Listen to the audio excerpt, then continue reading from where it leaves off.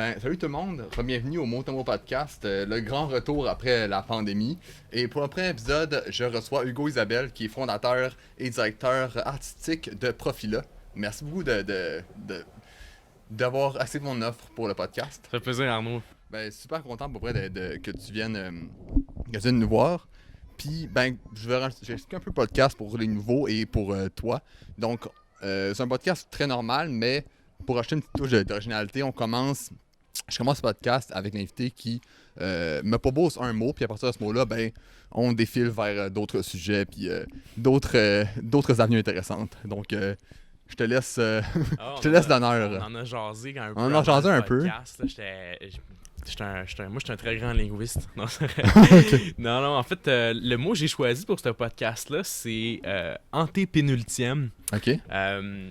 En fait, ce que c'est antépénultième, je connais pas la définition, je l'ai pas regardé sur le dictionnaire, là, mais c'est l'avant-avant-dernier. Fait qu'exemple, je suis arrivé en position en antépénultième, mais c'est comme je suis arrivé avant-avant-dernier.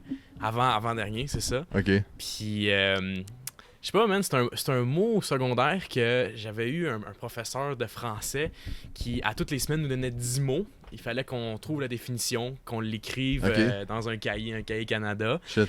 Puis après ça, il fallait qu'on le définisse, puis qu'on fasse également une phrase avec ça. Puis à toutes les semaines, écoute, il nous amenait des mots, genre maintenant on avait eu genre what the fuck, mais tu sais, comme de la what the fuck. Oh t'sais. my god. Il fallait trouver une phrase pour faire avec what the fuck, mais en tout cas, un gros shout-out à M. Francis Salois, ce professeur-là, il m'a marqué. Il nous écoute sûrement. Ouais, c'est ça, salut. Puis non, mais c'est ça, puis ce mot-là, je sais pas, maintenant on a eu une dans un des cours. Puis je sais pas, mais ça a juste stock parce que tu sais, avant, tu sais pas trop c'est quoi l'avant-avant-dernier. Ouais. Tu sais, on sait c'est quoi l'avant-dernier, mais l'avant-avant-dernier, c'est comme.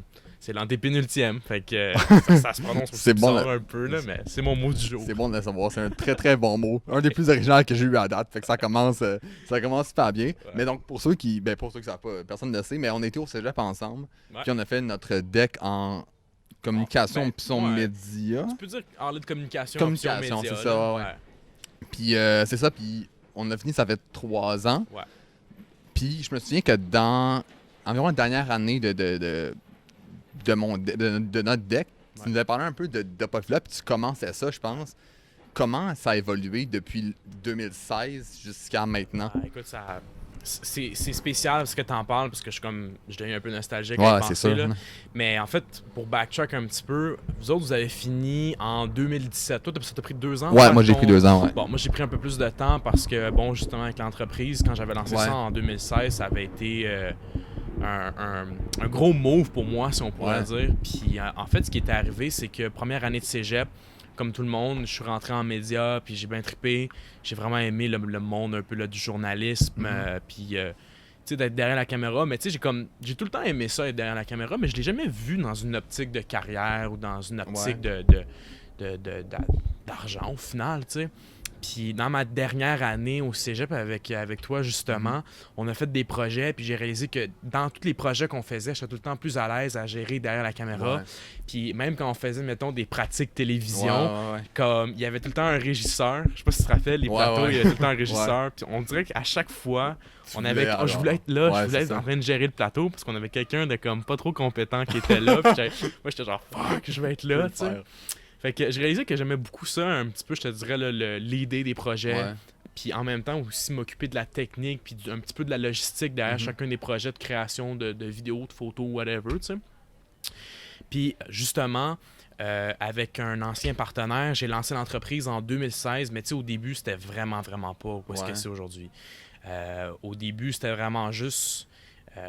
en fait, ce qui est arrivé, c'est que mon directeur de mon école secondaire, en fait, il nous avait approchés pour faire des vidéos pour... Je t'offre la version écourtée là, de l'histoire, là, mais parce que en fait, il nous avait approchés pour faire des vidéos pour un nouveau projet de sport-études qui se lançait.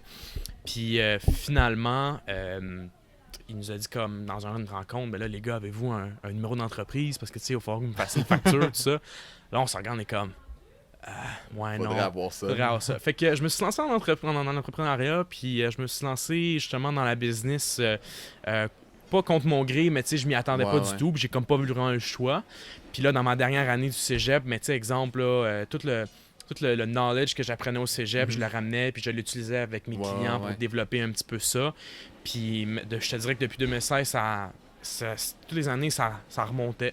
Toutes les années, il y a tout le temps eu des améliorations. On est passé à travers de beaucoup d'identités. Genre, ça a vraiment évolué à travers le temps, autant au niveau de l'offre de service qu'au niveau de moi-même. Tu sais, j'ai évolué dans cette expérience-là. Mais ouais, c'est ça. Tout revient au cégep, en fait. Tout a recommencé là, je te dirais. OK. Puis, mais c'est ça. Donc, est-ce que tu as fait une formation en entrepreneuriat ou en gestion de ce truc-là, ou tu t'es pitché dans ça, puis tu as fait, on va y aller de même, puis je vais essayer de gérer ma compagnie moi-même avec les bases de connaissances que j'ai?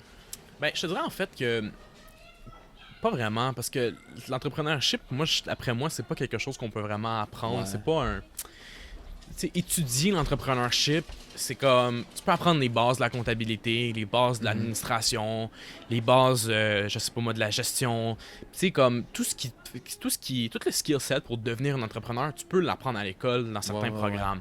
Mais je te dirais que la discipline, l'éthique de travail, le respect, tu sais, juste l'idée de développement, puis l'idée en tant que telle de grandeur, comme qu'un entrepreneur a, ça fait partie d'un ADN qu'on retrouve chez pas beaucoup de gens, tu sais. Le 9 à 5, il y a beaucoup de gens qui préfèrent ça, tandis que, tu sais, mettons, être son propre boss, puis vraiment de décider à quelle heure qu'on travaille, ça prend beaucoup de discipline. Puis malheureusement, à l'école, la discipline, on nous l'apprend pas, tu sais. Fait que, non, c'est ça. Il y a bien des skill sets que tu peux pas apprendre à l'école pour devenir un entrepreneur, mais par contre, la vie ou genre tes expériences dans le passé vont te permettre d'acquérir ce skill set-là.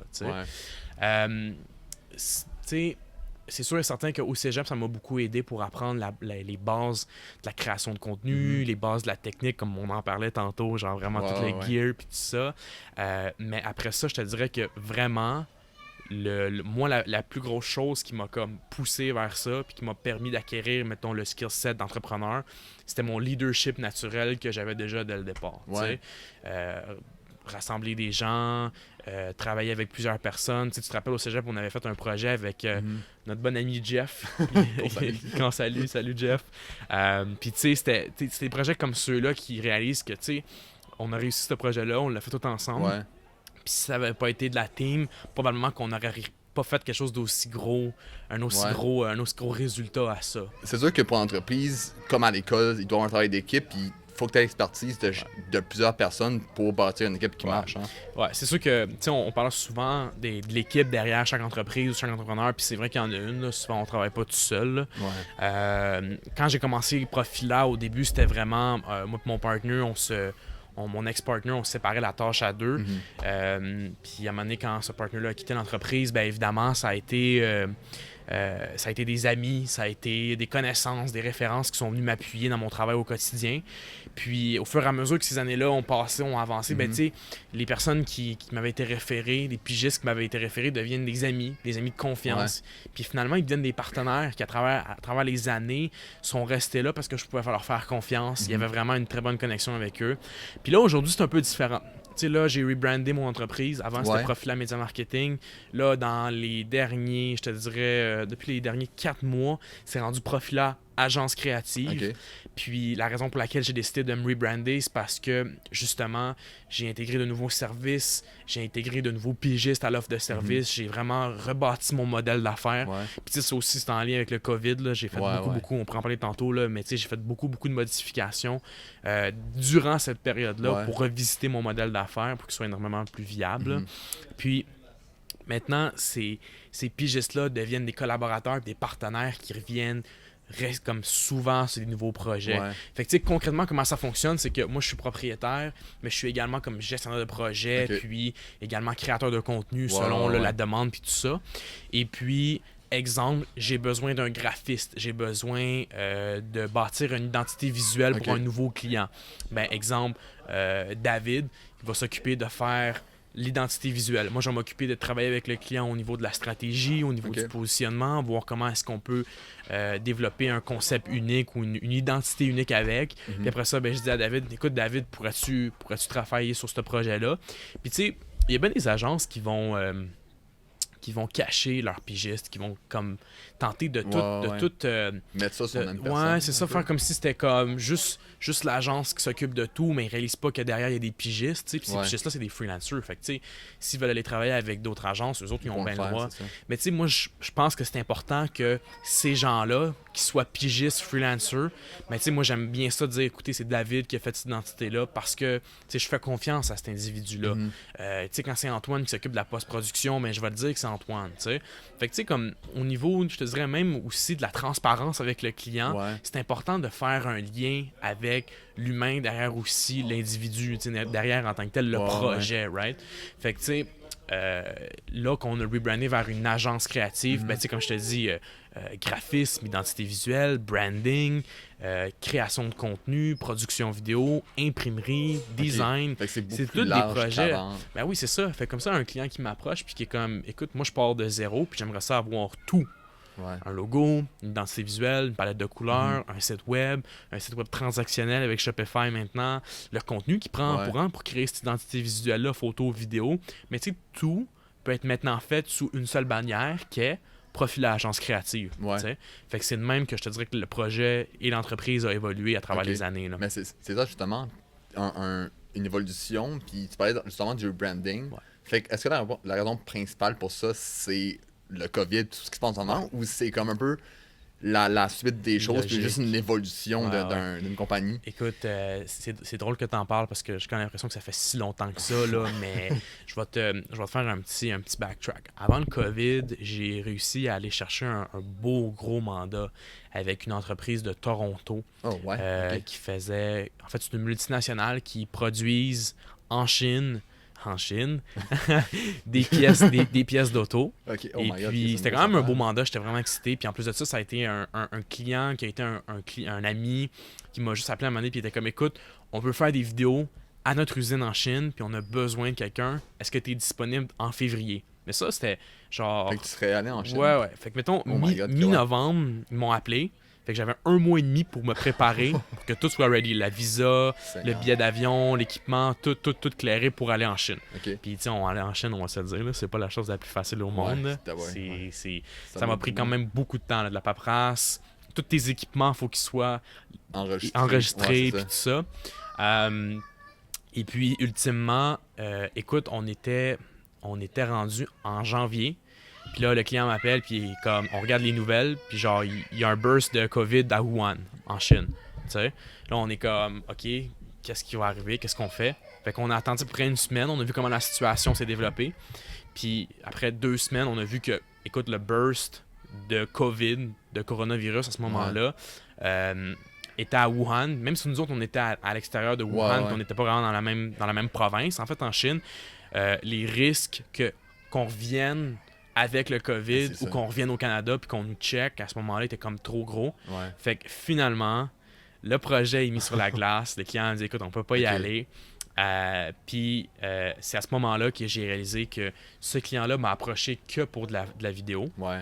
Mais si ce client-là m'avait approché pour du graphisme, de la création de contenu ou, mettons, une formule plus mensuelle, mais on aurait pu faire autre chose. C'est ça.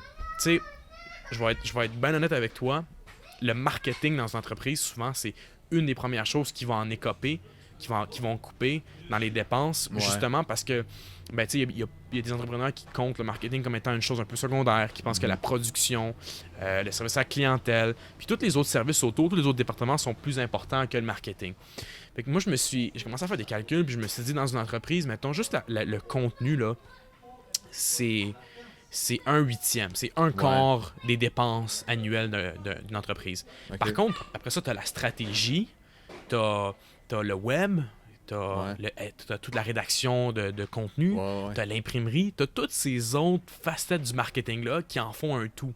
Moi, je me suis dit, pourquoi ne pas travailler avec des pigistes, travailler avec d'autres entreprises, des agences marketing pour justement comme tout ramener ça vers mon agence créative plutôt que d'être juste un pion ou un joueur dans une stratégie. Fait que je te dirais que le wake-up call, s'est effectué quand, mettons, on m'a dit « Hey, finalement, tu vas pas en Chine? » Fait que je te dirais que janvier, février, mars, ça a été des mois qui ont été comme très down à cause justement du COVID. J'ai perdu beaucoup de clients, beaucoup de mandats.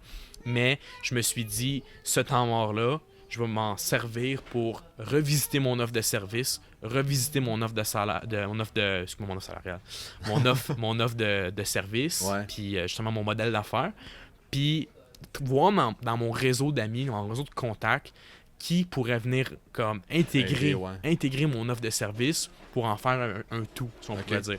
Fait que c'est de là qu'on est passé de 2020, mettons 2019, de Profila Media Marketing à Profila Agence Créative tout récemment, là, dans les derniers mois, je te dirais. Wow.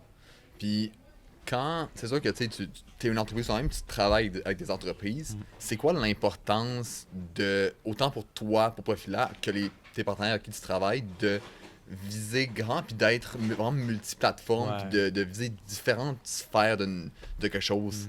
Je pense que c'est un peu ça qui a fait le rebranding puis qui a fait que vous avez un peu que tu as changé la formule un peu de ta compagnie. Ouais, 100%. C'est sûr que tu sais, moi au début, je te dirais avant fin 2019, j'ai réalisé que je pouvais m'associer, je pouvais être un partenaire avec d'autres agences marketing. Mon B2B était autant des PME que des marques, que pouvaient être aussi d'autres agences. Moi, je peux collaborer avec ces agences-là. Puis ce qui est plaisant, c'est que... Pour aider une compagnie en tant que C'est ça, exactement ça. Fait qu'exemple, moi, je vais offrir mes services de création de contenu à une agence marketing, à une agence de relations publiques, à une agence, exemple, je sais pas moi, de gestion de communauté. Right? Ils font que ça. Fait que, moi, je viens comme étant un très bon collaborateur, puis je viens ajouter de la valeur à une autre agence via ça. Fait que, quand tu parles, mettons, de comme tout travailler ensemble ou le spec un peu d'un projet, ben, moi, là-dedans, je deviens comme étant un joueur comme clé là-dedans parce que tout part du contenu. Tu veux développer une marque sur le web, ça te prend du contenu. Tu veux faire des campagnes marketing à l'effigie de ton entreprise sous forme de vidéo, sous forme de photo, ça te prend du contenu. Tu sais, tu veux développer, mettons, je sais pas moi, tu as une nouvelle technologie de télécommunication qui s'adresse uniquement aux concessionnaires ou tu offres un service qui s'occupe juste aux concessionnaires, ben, c'est du B2B. Fait que, moi, comment est-ce que je fais pour bâtir, exemple, des stratégies de contenu pour ces entreprises-là? Fait que, comme dans le spectre d'une agence, ben, moi, je viens vraiment compléter où genre je viens vraiment ajouter de la valeur aux agences, puis vraiment ajouter de la valeur, exemple, à un agent ou à un directeur marketing dans une entreprise. Là. C'est vraiment ça. Là. Puis donc t'es fondateur, puis t'es aussi directeur artistique. C'est quoi le rôle de directeur artistique dans une compagnie? Puis mettons plus précisément vers Profila, c'est quoi ton rôle dans ce type-là? Là, tu parles du day-to-day, là, si on pourrait dire. Mettons, ou dans des projets que tu fais, c'est quoi ton rôle de directeur artistique? Écoute, en tant que...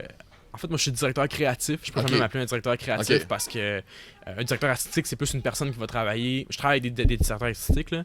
Puis c'est plus ceux qui vont avoir la vision, qui vont placer des sets, qui vont faire des mood boards. Des directeurs artistiques, c'est des gens qui vont être très bons avec les couleurs. Ça va être des gens qui vont être très bons pour visuellement transposer leur vision comme dans, mettons, le branding ou l'identité d'une marque. Je te dirais que moi, mon day-to-day, en fait, c'est assez varié dans le sens que les journées peuvent commencer très tôt si on a des tournages. C'est également beaucoup de gestion de projet. Donc, exemple, faire des allers-retours courriels pour vraiment s'assurer que tout est on time. C'est de discuter avec mes clients pour voir, mettons, qu'est-ce qui s'en vient le prochain mois, c'est quoi les événements, c'est quoi les nouveaux produits qu'il y a à promouvoir. C'est également aussi de penser à qu'est-ce qu'on va créer dans les prochaines semaines, dans la prochaine année à venir au niveau du contenu photo, vidéo. C'est également de travailler avec ma gestionnaire de communauté puis de dire, mettons, OK, ce mois-ci, qu'est-ce qui a mieux fonctionné que d'autres? Quel contenu a eu plus de retour? Quel contenu a été le plus impactant auprès d'une communauté? C'est vraiment ça. Sinon, également, des meetings Zoom. On a eu beaucoup dans les derniers mois, c'est clair. Dans les derniers mois, j'ai fait beaucoup de meetings Zoom, là, mais je te dirais que c'est énormément de meetings pour justement planifier avec mes clients ce qui s'en vient. Puis, tu sais, c'est vraiment aussi également beaucoup de création de contenu. De ces temps-ci, j'ai vraiment décidé de créer du contenu pour les autres, mais aussi de créer du contenu pour ma marque à moi. Tu sais, je veux vraiment essayer de cimenter, je sais pas comment dire en français, là, mais j'essaie de vraiment de positionner Profileur dans son espace comme étant une agence créative qui est très minutieuse, qui est vraiment... moi, je suis une personne qui est vraiment...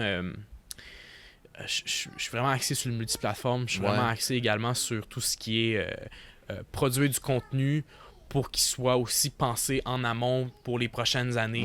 Je comprends qu'aujourd'hui, les gens aiment le contenu éphémère, le contenu qui est très actuel, mais je te dirais que ma force, c'est vraiment de créer du contenu comme décliné, mais du contenu qui, dans les années, dans les semaines puis les mois à venir, va toujours avoir un impact s'il est présenté à sa communauté. Fait que c'est vraiment ça. Sinon, je te dirais beaucoup d'appels. De ce temps-ci, on dirait que je fais des appels à gauche puis à droite pour savoir si tout est good. Puis également, écoute, j'ai des nouveaux projets qui s'en viennent aussi en même temps. J'ai décidé récemment de me diversifier un petit peu puis d'explorer des nouveaux projets avec des nouveaux partenaires. Fait que je te dirais que c'est comme une petite période un peu plus risquée, mais Profileur, agence créative, reste tout le temps encore mon bébé. Puis c'est vraiment comme, je te dirais, c'est vraiment vers là que je pousse le plus au niveau de mon énergie puis que je m'assure que ça va être une réussite.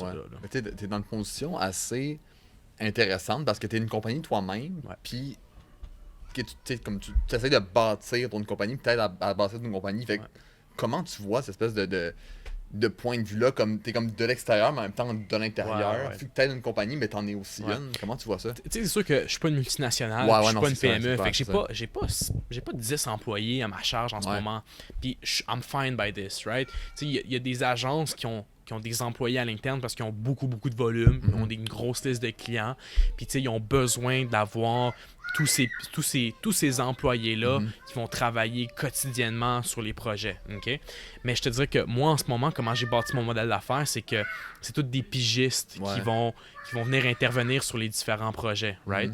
Fait que, admettons, ce que j'ai réalisé au niveau du COVID, ce que j'ai vu, c'est que, tu sais, si, exemple, demain matin ou dans 2 ans, il y a une autre pandémie mondiale qui revient ou, je sais pas, une économie qui fait que les entreprises décident de tout lâcher au niveau du marketing, ben mon modèle d'affaires est bâti sur le fait que je peux juste dire à ces pigistes-là, excusez-moi les gars, mais j'ai pas de job pour vous autres ce mois-ci, on se revoit le mois prochain.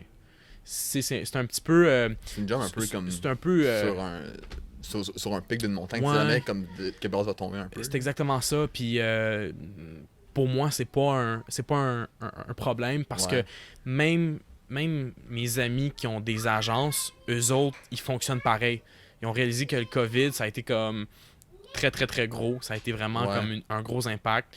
Puis là, ils sont genre, OK, moi, j'avais un vidéaste monteur ou j'avais un photographe, un créateur de contenu à l'interne qui faisait comme du 40 heures semaine, 9 à 5, OK? Mais j'ai réalisé qu'avec le COVID, genre, j'ai plus les moyens de payer quelqu'un 40 heures semaine.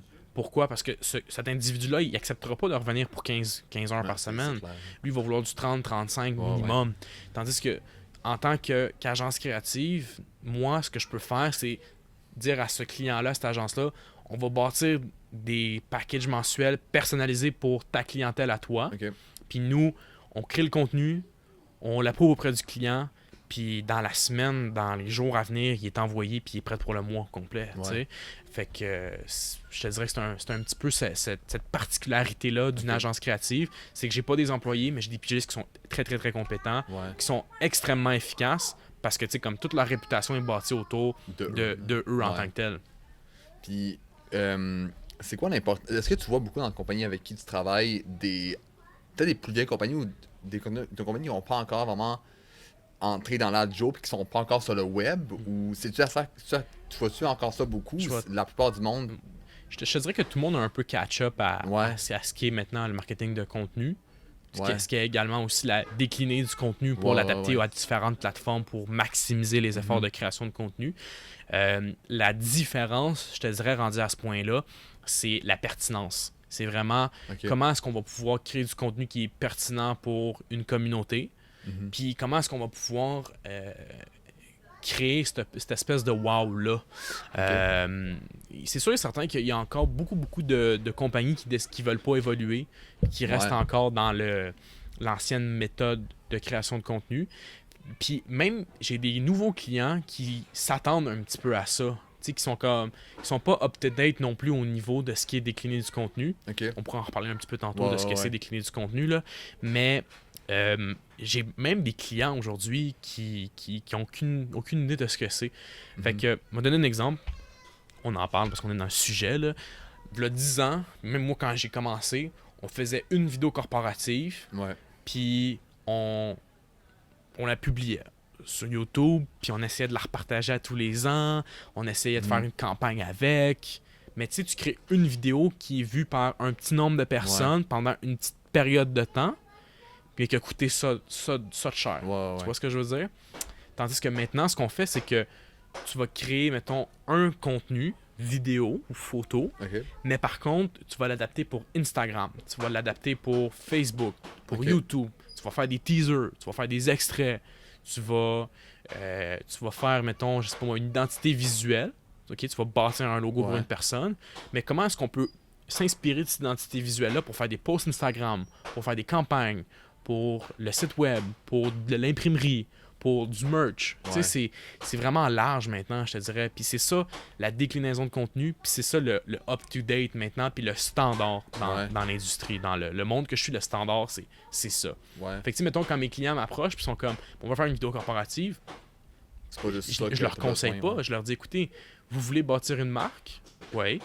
Vous voulez que cette marque-là soit viable dans le futur, puis vous voulez vraiment pas à chaque année à refaire une vidéo parce que les gens comprennent pas ce que vous faites, mais à tous les jours, publions et créons du contenu qui va être à l'image de votre entreprise pour développer une marque. Mhm. Ouais, make sense. Hein. C'est exactement ça. Là. Ouais. Puis, est-ce que, je suis un peu curieux, dis-moi si c'est un peu trop personnel, mais est-ce que tu vis de ça entièrement, présentement? Ouais, absolument. Ça fait-tu depuis longtemps que tu fais ça? Écoute, je te dirais que dans la dernière année, ça a été comme une bonne, une bonne année. Oui, j'en vis. C'est sûr certain que je roule pas sur l'or parce que évidemment on est encore dans les débuts. Puis je te dirais que je suis un entrepreneur qui est pas aussi agressif que les autres. Je suis quand même un entrepreneur plutôt je veux pas dire réservé, mais tu sais, je suis un entrepreneur qui préfère mieux comme prendre son temps puis être sûr et certain que les choses sont bien faites. Puis je prends pas beaucoup de risques au niveau en tant que tel de l'investissement financier dans mon entreprise, dans le sens que tu sais moi j'ai été élevé dans l'idée que t'achètes pas des choses si t'as pas les moyens de te les payer, tu sais. Fait que c'est sûr et certain que je roule pas avec la BMW de l'année, je m'achète pas des maisons, je suis pas là, tu sais. Mais oui, en effet, j'en vis de ça. Oui, sans aucun problème. Super cool. Ça fait un an environ que tu vis de ça complètement. Ouais, un an que l'entreprise paye pour toutes mes dépenses de vie en soi, là, je te dirais. Ouais. Puis, on parlait de déclinaison, puis j'ai un peu regardé les capsules que tu fais sur YouTube. C'est un peu, est-ce que c'est comme un peu de supplément à comme le package que tu fais aux compagnies ou c'est juste pour comme ton intention derrière ces espèces de petites capsules-là ou conseils-là, c'est quoi? Ouais, ben écoute, durant le COVID, j'ai décidé de me lancer beaucoup dans tout ce qui est de la vidéo plus information, genre de la vidéo un peu plus démo pour présenter un petit peu plus là, mon savoir-faire, de le partager en contenu également aussi. Puis l'objectif derrière ça, comme je t'ai dit, c'est juste d'alimenter mes plateformes. Tu sais, ce que j'ai réalisé, c'est qu'on crée tellement de contenu pour les autres que des fois j'oublie de créer du contenu pour moi. Que tu oublies toi aussi d'une compagnie. C'est ça, c'est exactement ça. Fait que ce que je me suis dit, c'est pourquoi prendre ce temps mort-là, si on pourrait dire, pour justement comme créer du contenu pour YouTube. Comme exemple, j'en ai fait une récemment, tu sais, il y en a une qui c'était vraiment très, très, très actuelle dans le contexte. C'était vraiment comment améliorer ou 5 façons d'améliorer ses diffusions en direct. OK? Puis c'était super simple. Moi, ce que je vois souvent, c'est que les gens vont avoir leur laptop, leur TV ou leur téléphone. Ils vont le mettre comme ça. Mais c'est parce que le plan, toi tu le sais, on est étudiés ensemble. Ça, là, c'est un plan gauche. Ouais, c'est ça. Quand tu veux pas voir ta gorge, prends ton téléphone, ton ordinateur, mets-toi là à la hauteur des yeux. Un, tu vas avoir une meilleure composition. 2, ton client à l'autre bord, il va pas te regarder pour faire comme voyons donc qu'est-ce qui se passe. C'est une compagnie que t'as commencé, puis t'as build up petit à petit. Puis. Mais tu sais, comme dans mes souvenirs, on a peu de formation par rapport au marketing, puis à ça dans notre deck. Fait que est-ce que c'est en faisant affaire avec des personnes que t'as comme un peu compris ce monde-là du marketing, puis un peu de projeter ton image en tant que compagnie, ou comment tu as réussi à avoir ces connaissances-là? Ouais, ben c'est sûr que tu l'as dit hein, au cégep, moi, mon background, je te dirais, à ce moment-là, c'était vraiment du journalisme. On a appris ce que c'était les médias. Ouais. Puis moi, je ne tripais pas énormément sur l'actualité. Ouais. On a eu un cours, puis c'était l'actualité internationale. Ouais. Puis genre, à tous les jours, lire l'actualité, je trouvais que c'était tellement très négatif, puis qu'il y avait énormément tu sais, c'était très rough à écouter comme information. Fait que moi, ça m'a comme un peu turn off, je te dirais, l'actualité. Fait que j'ai décidé plutôt de me concentrer sur passer ma vision artistique au travers de messages promotionnels, puis c'était le marketing. Puis comment j'ai développé mes skills, je te dirais que c'est à travers le temps, travailler avec de nouvelles personnes, des mentors également aussi qui m'ont vraiment appris de nouveaux trucs. J'ai eu des expériences avec d'autres entreprises qui m'ont permis d'en apprendre énormément sur le marketing. Et puis récemment aussi, je me suis pris 2 cours à l'université en marketing puis en gestion de PME. Puis écoute, j'ai super trippé. Fait que tu sais, vraiment, ces skills-là, je les apprends au fur et à mesure que je me développe. Puis également aussi à travers de beaucoup de lectures puis de renseignements sur le web, je te dirais. Tu sais, les Gary Vee de ce monde-là, moi, je suis ça quasiment à la lettre. Tu sais, également aussi, là... Grant Cardone, j'écoute beaucoup ses vidéos et son contenu. Mais je te dirais que c'est des skills que tu apprends au fur et à mesure que j'implémente dans mon travail. Mais comme, c'est du try and error. Là. C'est du try and error, puis c'est du ça n'a pas fonctionné, mais on ne le refera pas. Là, Puis pour répondre à ta question aussi tantôt, on parlait également de vidéos sur YouTube. Récemment, j'ai beaucoup de créé de contenu pour Profila, pour justement mon branding à moi. Puis en fait, c'est vraiment juste de partager mon savoir-faire pour en faire du contenu pertinent à ma communauté. Moi, les gens qui me suivent, c'est soit des propriétaires d'agences créatives. Puis eux ont besoin de ces conseils-là. Ben, eux autres aussi qui ça pourrait les intéresser, en savoir un petit peu plus là-dessus. Ou c'est mes clients qui sont comme ah ben qui me dit là, ben je sais qu'il le fait dans ma stratégie, ou ah mais c'est intéressant ce que Hugo il dit parce que comme ben ça fait du sens dans mon contexte actuel, tu sais. Puis durant la COVID, j'ai fait comme une capsule dans laquelle je parlais des méthodes pour mieux comme améliorer ses diffusions en direct, tu sais. Puis c'est ça que je disais, quand je faisais des zooms, que je voyais que les gens ils prenaient leur téléphone ou leur ordinateur, puis que le plan était de même, ça faisait je sais pas si c'était un contre-plonge, c'est un plongé, c'est un plongé, en fait c'est ça, un plongé tout croche, mais tu sais c'est comme ça, je leur disais, prenez votre téléphone ou votre ordinateur, puis amenez-le juste là, right? Tandis que, également aussi, juste nettoyer la lentille, des petits trucs simples que le monde ne fait pas. Exactement ça. Puis avoir, mettons, une meilleure composition d'image. C'est tous des petits trucs que les gens peuvent passer, mais comme cette vidéo-là, elle a quand même eu beaucoup d'impact. Beaucoup de gens qui m'ont écrit après et qui étaient comme man, je savais même pas, mais ça a fait une grosse différence. Fait que est-ce que faire un peu des conseils comme ça, mais à plus grande échelle, fait comme une conférence ou quelque chose comme ça t'intéresserait, ou peut-être pas tout de suite, c'est pas dans tes plans pour tout de suite? J'ai quand même l'impression que j'en ai encore beaucoup à apprendre avant d'en apprendre aux autres. Mais écoute, régulièrement, j'ai des personnes qui m'écrivent sur Instagram, des amis qui se lancent en entreprise ou whatever, puis qui sont comme man, j'aimerais ça m'acheter une caméra, laquelle que j'achète. Écoute, as-tu un bon outil pour gérer mon contenu sur Facebook? Ben, je suis comme, utilise Later, utilise Planable, utilise l'outil de publication Facebook. C'est vraiment des conseils ici là, que je donne aux personnes. Puis quand tu aides une personne, quand tu donnes des conseils à quelqu'un ou que tu lui apportes de la valeur, ben cette personne-là, plus tard dans le futur, elle va se rappeler de toi comme étant une personne qui lui a apporté mettons, de l'aide dans une certaine situation. Fait que, mettons, j'ai déjà eu beaucoup de clients qui sont venus vers moi et qui sont comme « Hey Hugo, écoute, j'ai vraiment aimé le conseil que tu m'as donné. Mon cousin, il se marie dans un mois. J'ai besoin de je sais pas moi, d'une vidéo. » Ça, c'est un exemple cliché, ce que je te donne là, mais tu sais, souvent, c'est plutôt mon cousin s'est lancé une entreprise, je sais pas moi, de construction, puis il a besoin de gérer sa communauté. Ben, let's go. C'est exactement ça. L'objectif du contenu, c'est justement d'allumer les plateformes, mais c'est de bring de la valeur à quelqu'un. T'sais? Mais sinon, tu parles de conseils à faire à des personnes. T'aurais-tu un conseil pour des personnes qui commencent en entrepreneuriat? C'est quoi, genre, mettons, si tu savais, genre, revenir dans le temps, là, puis Hugo de 22 ans qui parle à Hugo de 18 ans, qui commence ce profil-là, là. Quel conseil tu dirais, comme tu lui donnerais pour moins qu'il se plante, peut-être, ou que ça grow plus vite? Que ça aille plus vite. Premièrement, pense pas que ton meilleur ami c'est ton associé. Ouch.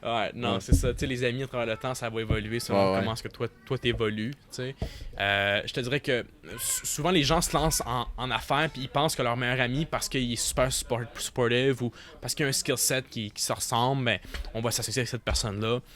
Pas nécessairement. Là. C'est souvent un manque de confiance que tu n'es pas capable de le faire tout seul. Au contraire, tu es capable de le faire tout seul. Ça va être plus difficile. Mais si tu t'entoures des bonnes personnes, ça va fonctionner. Ouais. Puis c'est également aussi de garder contact avec ces personnes-là parce que tu sais jamais quand est-ce que, dans exemple, 1 an ou 2, ils vont se lancer en affaires. Si dans 1 an ou 2, ils lanceront pas un podcast. Tu sais ce que je veux dire? Puis sinon, également aussi, je te dirais, penser également aussi à son identité en tant qu'entrepreneur ou tout ça. Tu sais? Fait que ça fait 4 ans que tu as ton entreprise, tu as un peu plus d'expérience, mais quand tu as commencé, est-ce que c'est top de te faire prendre au sérieux? Un petit jeune qui commence à 19 ans, qui passe en entreprise, est-ce que les compagnies te faisaient confiance et t'approchaient plus? Il fallait que tu fasses plus de jobs pour aller vers eux? Non, en fait, quand j'ai commencé en 2016, j'avais encore 18 ans. En fait, je me suis lancé, j'avais juste 18 ans. Puis, même encore aujourd'hui, à 22 ans, c'est un peu jeune pour bien des personnes. T'es encore jeune pour... tout est relatif également, là, mais je te dirais qu'au début, là, c'était minime. Là. On parlait exactement avec un client. La scène, c'est qu'on parlait avec un client ou whatever, on était en meeting. Puis là, souvent mes clients avaient comme 40 ans, 50 ans et plus, puis c'était des gens qui avaient beaucoup d'expérience dans la cravate, t'sais. Puis à un moment donné, c'est juste comme dans la conversation, c'est sincère, puis c'est comme les gars, vous avez quel âge? T'as quel âge, Hugo? J'ai 18 ans. Ben, voyons non, mon fils il a 23, puis il est pas rendu là dans la vie, il fait même pas ça, whatever.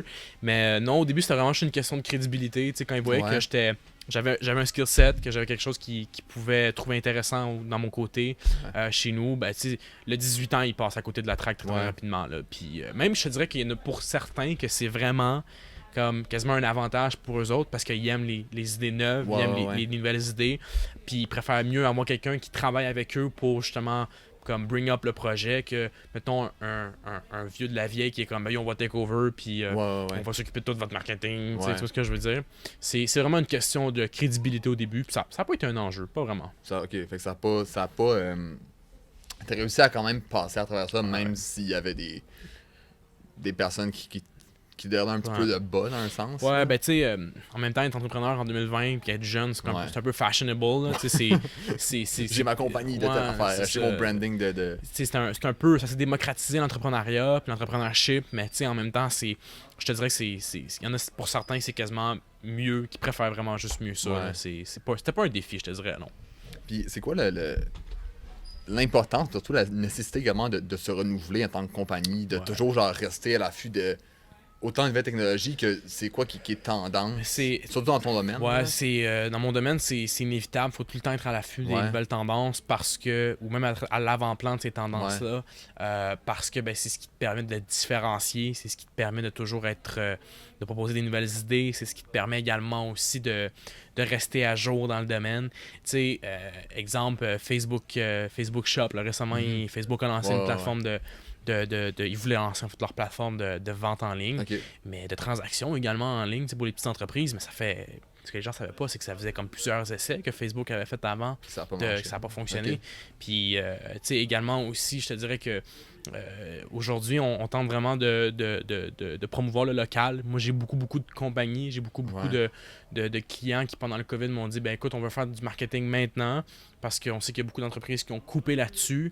Fait qu'exemple, faisons la promotion du fait que c'est fait au Québec. C'est fait au Québec par des employés d'ici. On engage des personnes d'ici. Puis même durant le COVID, j'ai beaucoup de mes clients qui sont venus me voir et sont comme, écoute, je veux faire une vidéo dans laquelle j'annonce, exemple, mes mesures sanitaires. Mais c'était le bon moment de les faire à ce moment-là parce que ces vidéos-là, il n'aurait pas pu les faire maintenant quand ils réouvrent. C'est tout le temps d'être aussi à l'affût puis d'être actuel également aussi dans ce qu'on offre, right? Mais je regarde également aussi... moi, de ce temps-ci, j'essaie de beaucoup développer la réalité virtuelle. J'essaie vraiment de travailler sur ces plateformes-là comme, mettons, Spark AR, sur Adobe Aero, sur également Xcode, puis 3D Scanner de Apple. C'est tous des logiciels qui te permettent de créer des environnements virtuels puis de créer également aussi des filtres qui sont de la réalité augmentée également aussi.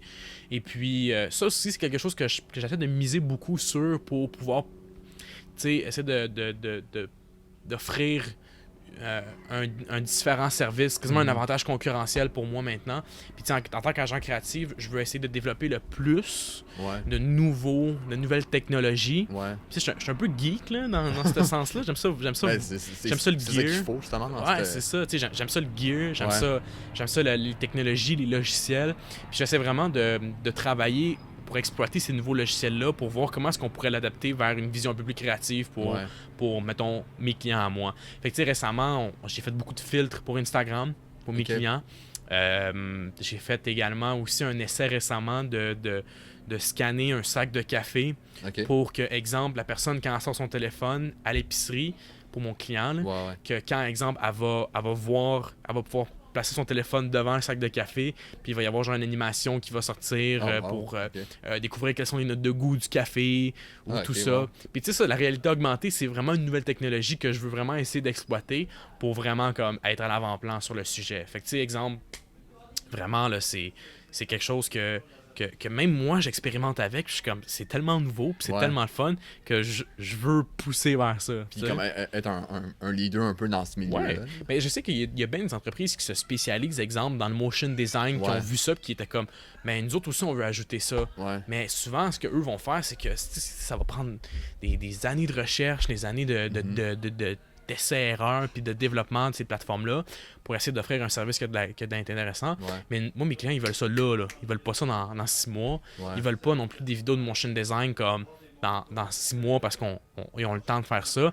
Moi, j'essaie vraiment de leur offrir des solutions qui sont comme clés en main là. Pas comme dans 3 ou 4 mois. C'est clair. Fait que je te dirais qu'en tant qu'agence créative, c'est de pouvoir utiliser ces plateformes-là maintenant. Je reviens au COVID parce que je trouve que c'est une situation qu'on n'a pas vécue avant. C'est nouveau pour tout le monde.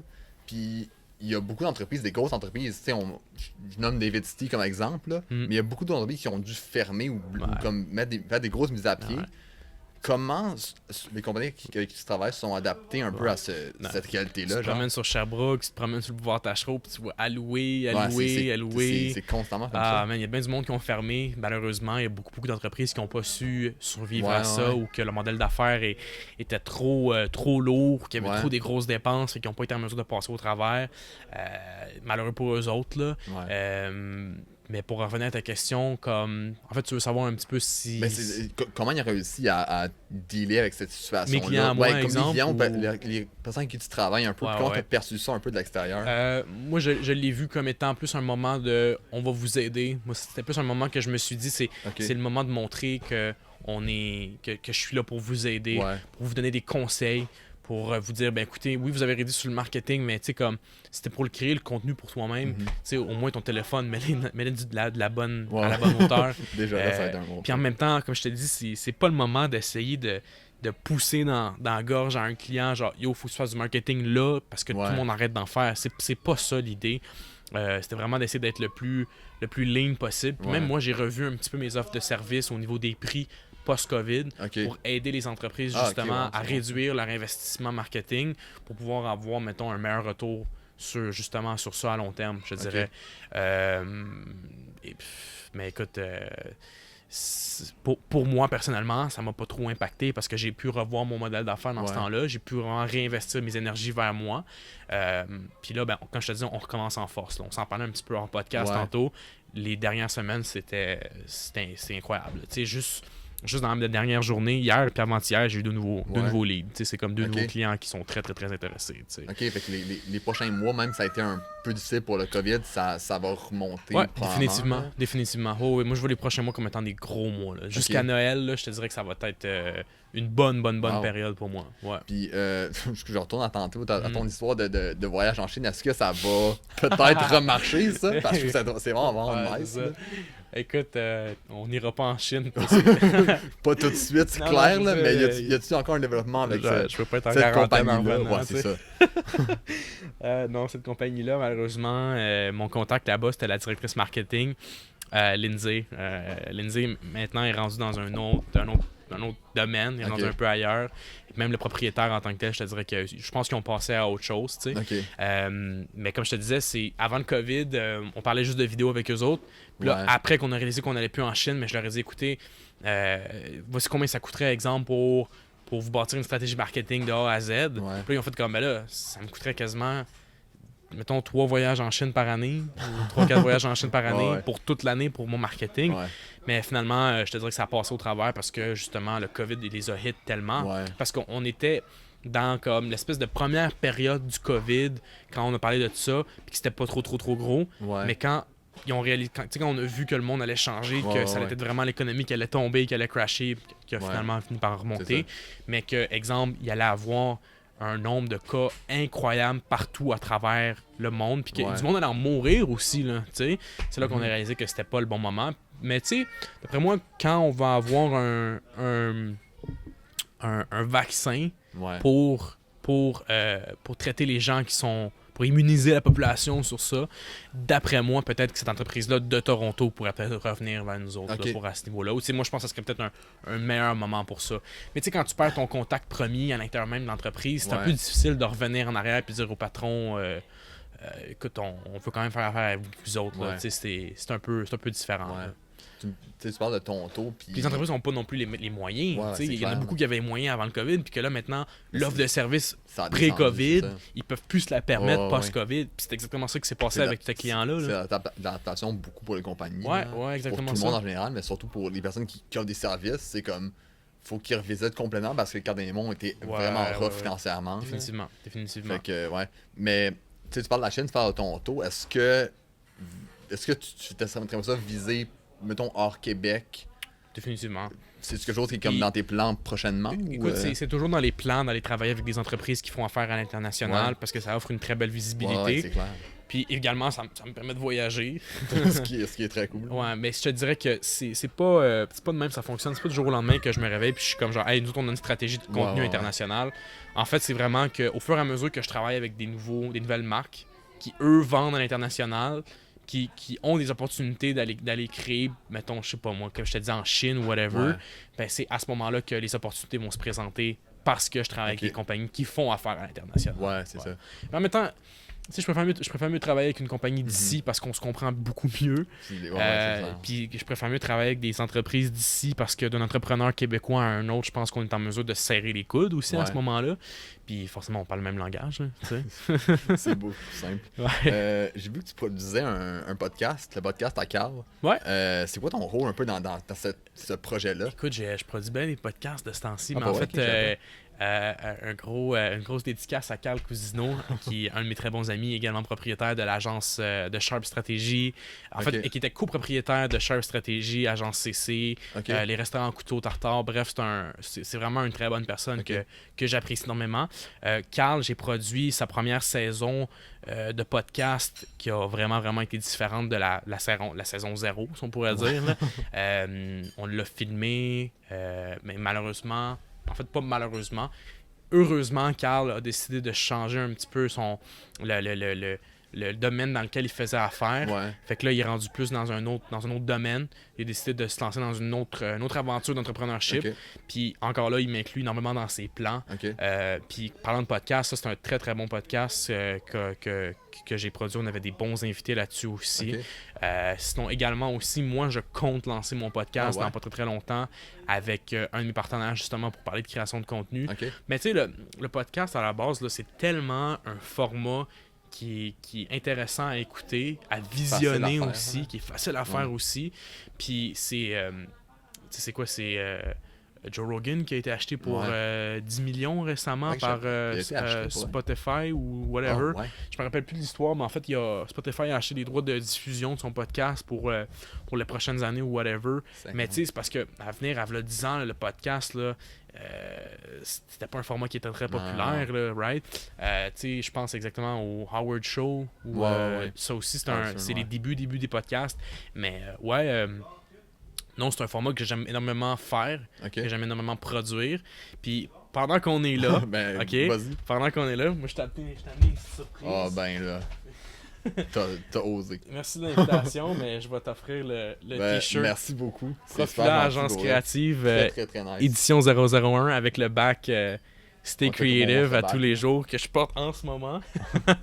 Fait que. Est-ce que, genre, faire de la merch, est-ce que vous la vendez ou c'est Ah, plus ben, pour. non, c'est juste des ou cadeaux pour encore, l'instant. c'est ça, les vêtements qui sont pas non plus. Non, c'est juste une belle façon de pouvoir comme propulser la marque Ouais. puis essayer de porter un peu plus du gear quotidien. Ah, là. c'est nice. Fait que non, je te remercie pour l'invitation. Ben, Ça, c'est mon cadeau à toi. Merci Là. beaucoup, ça fait plaisir.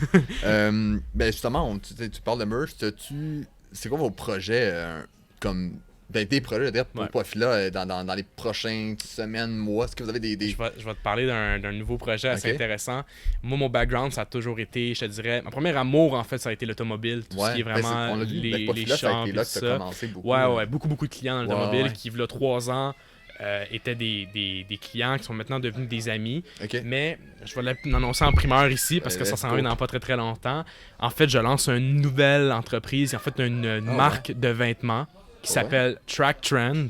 Puis ça, en fait, ce que c'est une marque de vêtements inspirée énormément de le style de vie sur la piste de course. Ok. En fait, j'ai beaucoup de mes amis. En fait, Jérémy Daniel puis Louis Gélina, qui sont 2 bons amis à Ok. moi, on a décidé de se réunir ensemble. Ça fait longtemps que ça cook, là. Ça fait longtemps Ouais.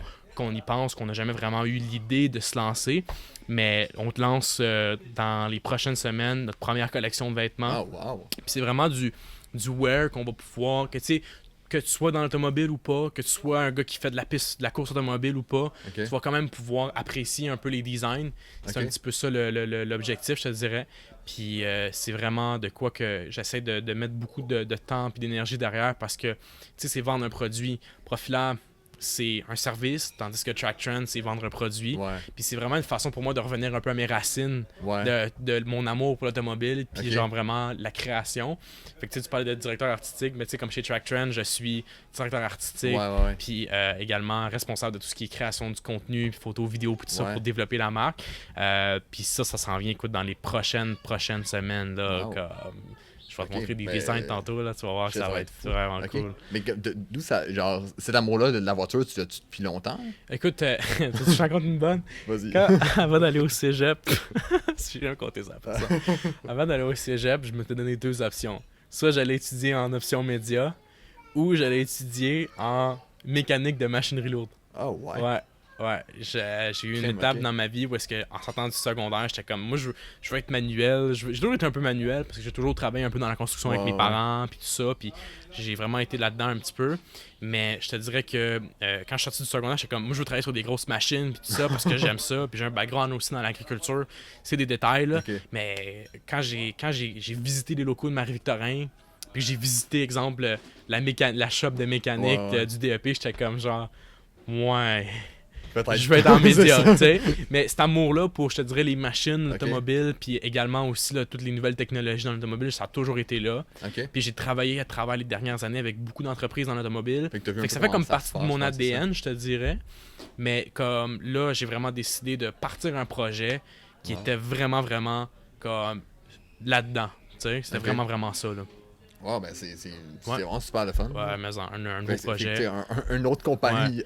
Puis tu sais, ça sera, là-dessus, ça. ça sera pas, tu sais, je veux pas vendre un produit, je veux pas vendre un chandail ou, exemple, vendre des vêtements si je suis pas pour les porter moi-même, tu Non, sais. c'est ça. Fait ça. que c'est pour ça que Track Trend, j'essaie vraiment de créer des designs qui sont comme qui sont cool, qui sont différents, Ok. qui sont daily wearable. Là. Comme je te dis, que t'aimes l'automobile ouais. ou que t'aimes pas l'automobile, tu peux quand même essayer de relate à ça, puis tu peux quand même le Ouais. porter, tu sais. Puis l'objectif, comme je te dis, c'est aussi de vendre un produit qui va être intéressant à l'international, parce que des autos, les gens le Il y en conduisent a autant en partout, Australie, là. en Ouais. Europe qu'en Amérique latine, Ouais. tu vois. Fait que c'est un produit, je pense, qui va être différent. C'est une marque, tu sais, je veux vraiment développer une marque, pas Ok. juste une entreprise. Ouais, c'est vraiment c'est de ça, développer c'est quelque chose que... À quel point c'est différent profil-là que Track Trend? C'est totalement différent. Comme je te dis, c'est vendre un produit. Fait que tu sais, la logistique est différente. Là, tu sais, on parle de quantité maintenant. C'est plus quantifiable. Ouais. C'est plus facile à estimer également aussi les coûts et tout ça. C'est également aussi une autre façon d'être très créatif tout en Ouais. essayant de pas essayer de shove down la gorge de quelqu'un un produit Ouais, pour ouais. essayer d'acheter mon produit. C'est Ouais, pas ouais. ça pendant tout. Là. Tu sais, c'est vraiment essayer de créer quelque chose qu'on aime nous autres Mhm. puis qu'on sent que d'autres personnes vont aimer. Ouais. Tu sais. Fait que parlant de merch, non, profilage, ces designs-là, c'est super simple. J'aimerais ça en faire d'autres également Ok. aussi. J'en ai fait un récemment, ça c'est un preview que je vous donne Ok. ici en ce moment. J'en ai fait un moment donné, j'ai eu un flash, je me suis dit, man, des fois, là, je vois la vie comme si j'avais une règle de tiers dans les yeux, genre. Ouais. Fait que je vais faire un design, ça va être écrit genre I see life in rule of thirds. Je m'étais dit, je vais essayer de faire des designs avec ça, puis tout ça. Puis également aussi des straps de caméra. Ah, Là, je te préfère des straps de caméra personnalisés. Fait Shit, que, nice. ouais, non, c'est. Mais fait que le design des t-shirts pour ta compagnie, est-ce Ouais. que c'est. Pas Puffla pour Track Trend, Ouais, c'est ça, non? ouais.